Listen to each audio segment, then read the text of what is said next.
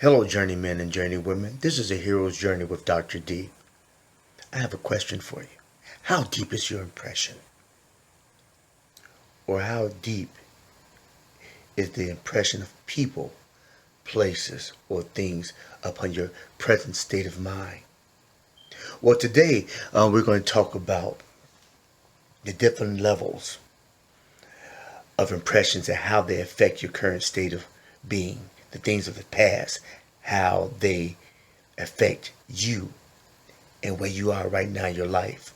We're going to use illustrative format, and we're going to go with a marker, a felt tip pen, a ballpoint pen, a number 3 pencil, a number 2 pencil, and finally an eraser. Wait and see. Let's get to the video.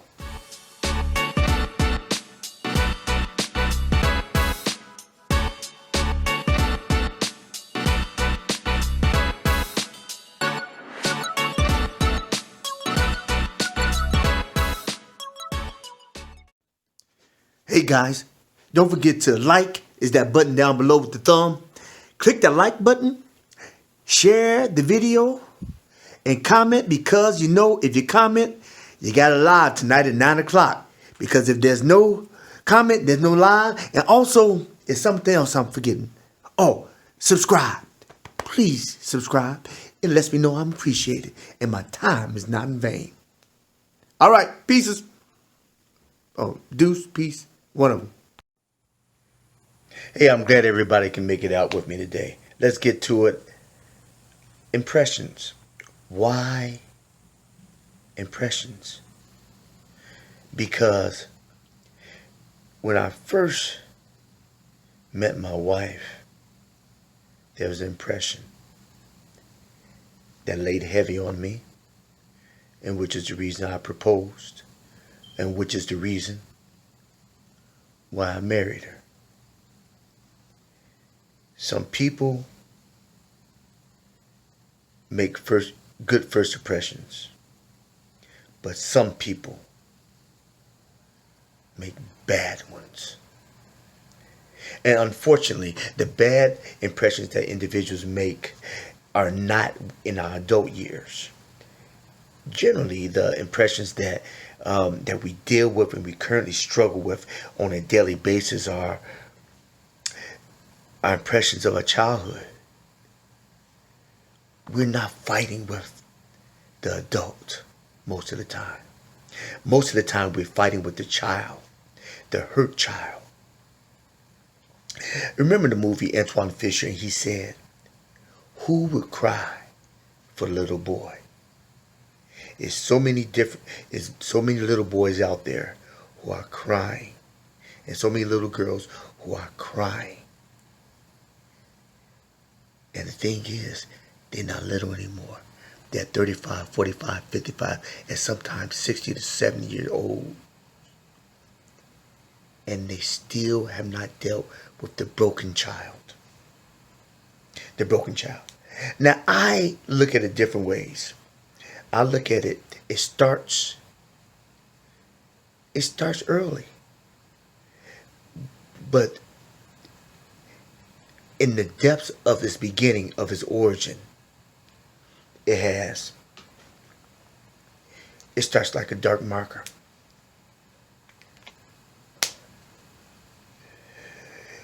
When a person is 5, 6 years old and they're abused, verbally neglected, physically, sexually neglected, abandoned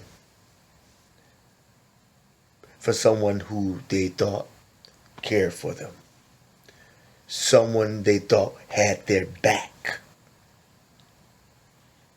or they're betrayed by a close friend. It sticks with them. It's like a magic marker. This is a big Sharpie marker, but when you write with this marker, it's a deep impression on a piece of paper. The impression is so deep, at times, it bleeds, and bleeds through the paper, and may affect the next individual that comes right after. The next individual could be another person. Let's say the situation, the incident is the marker. And let's say the sheet of paper is the individual.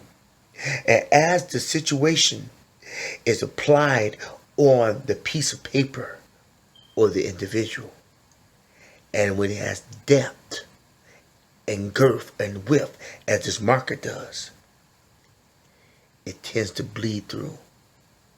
And when it bleeds through, not only does it affect the individual or the piece of paper, it affects the piece of paper underneath. And then sometimes the people underneath that one, maybe 2 or 3 layers down, it bleeds through. Not just you, but it affects the people that's close to you. Then you wonder why that person is always mad, the person's always angry, always seething, always has a snarl on their face. Because the marker was so dark. Because the marker bled so deep.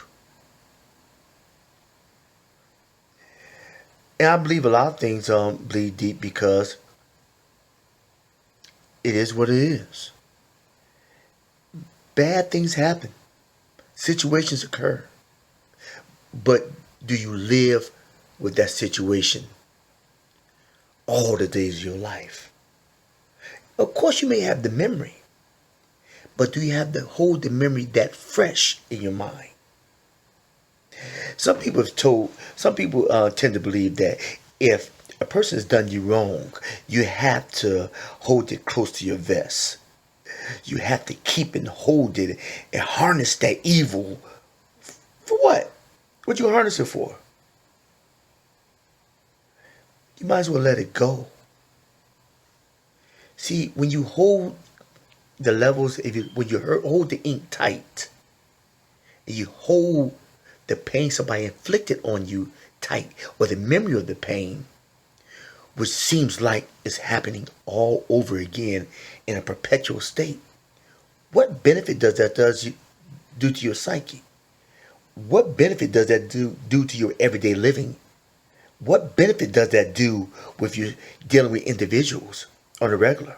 It doesn't do any benefit. It affects you. It eats you from the core.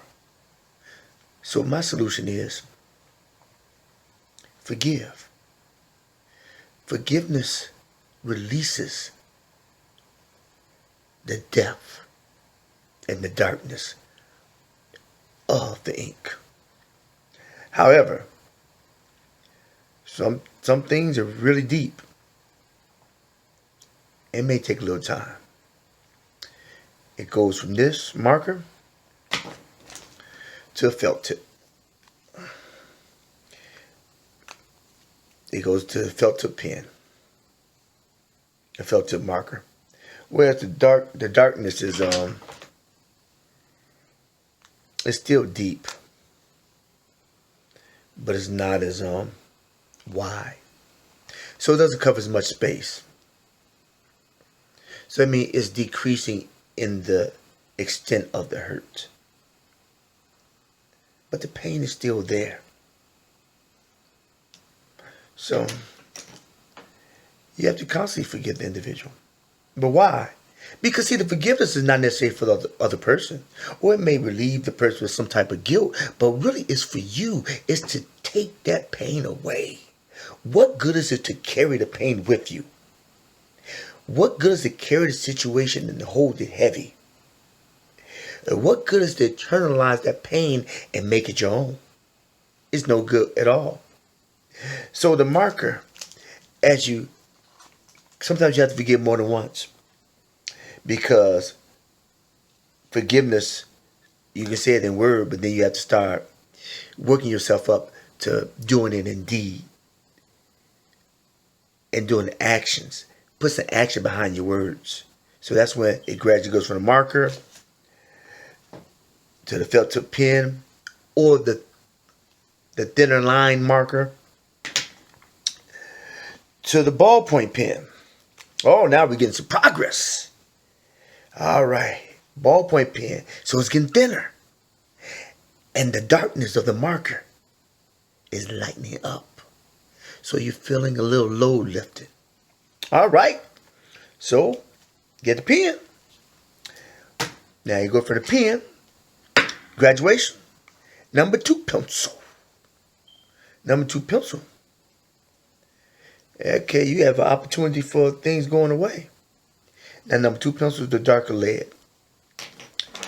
Number 3 pencil is the lighter lead.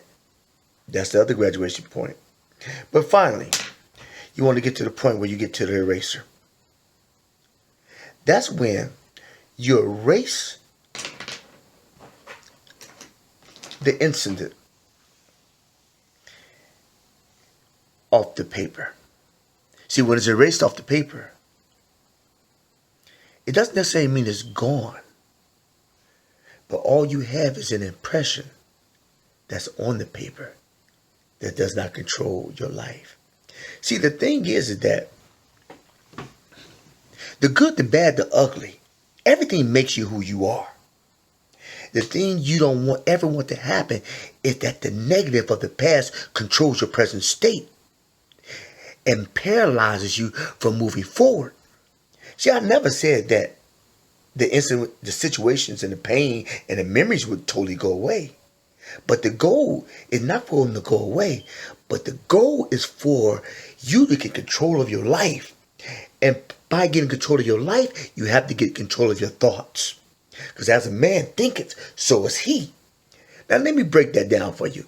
When I mean think, I mean as you think within your subconscious, in the bed of all the memories and situations, in the bed of your gut, you don't need to stay in perpetual darkness. You need that darkness to lift and go away. So, in the levels of ink, not only does the ink decrease in darkness, but it decreases in width. And then it decreases in permanence because it transfers into lead. The number 2 pencil is the darkest of the lead. The number 3 pencil is the lightest of the lead. And then it reverses. And then the eraser erases the print. Now you all been to school.